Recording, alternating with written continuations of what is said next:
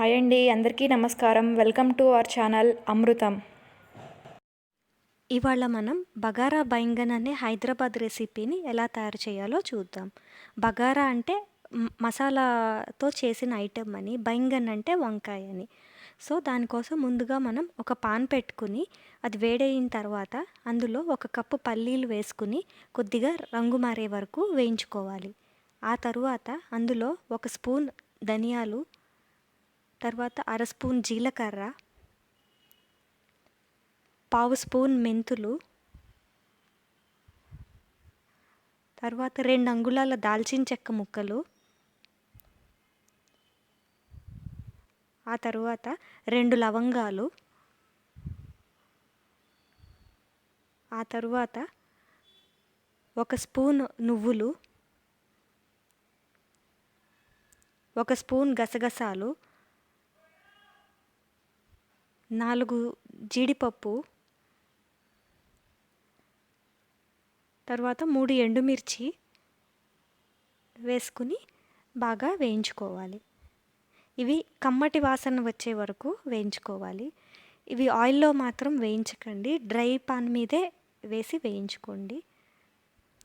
ఆ తరువాత మనం గ్రేవీ కోసం ఒక పాన్లో 3 స్పూన్ల ఆయిల్ తీసుకుని అది వేడెక్కిన తరువాత 2 కట్ చేసుకున్న పెద్ద ఉల్లిపాయలు, 2 పచ్చిమిరపకాయలు, తర్వాత 2 అంగుళాల అల్లం ముక్కలు,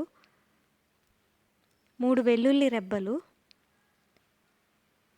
రుచికి సరిపడా సాల్ట్ వేసుకుని 1 నిమిషం పాటు వేయించుకోవాలి. ఉల్లిపాయలు కొద్దిగా వేగిన తరువాత కట్ చేసుకున్న టమాటాలు 4 వేసుకుని బాగా కలుపుకుని మూత పెట్టుకుని మగ్గనివ్వాలి. ఇవి మెత్తటి పేస్ట్ లాగా ఉడికిపోవాలండి. ఇలా అయిపోయిన తర్వాత మనం వీటిని చల్లార్చుకుని మెత్తని పేస్ట్ లాగా చేసుకోవాలి. నెక్స్ట్ మనం ఇందాక రెడీ చేసుకున్నటువంటి దాంట్లో ఎండు కొబ్బరి ముక్కలు కూడా వేసుకుని మెత్తగా పౌడర్ లాగా చేసుకుని మొత్తం అన్నీ కలిపి మసాలా లాగా రెడీ చేసుకోవాలి. ఇప్పుడు వంకాయని పైన తొడిమె కట్ చేసిన తరువాత హాఫ్కి కట్ చేయాలండి.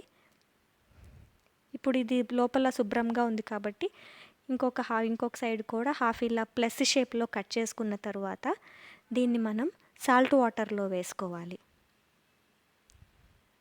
నెక్స్ట్ మనం ఇందాక రెడీ చేసుకున్నటువంటి పేస్ట్ ఇందులో పెట్టుకోవాలి.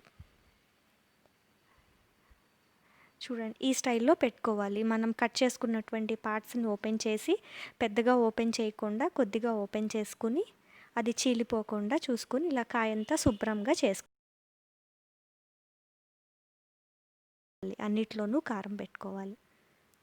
ఆ తరువాత ఒక పాన్ తీసుకుని అందులో 3 స్పూన్ల ఆయిల్ వేసి అందులో జీలకర్ర, కొద్దిగా ఆవాలు, ఇంగువ, కొంచెం పసుపు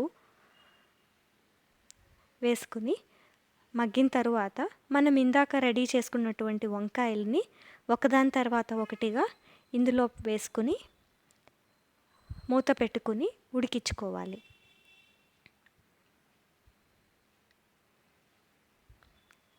వీటిని ఎక్కువగా కలపకుండా జాగ్రత్తగా కదిలించుకోవాలండి.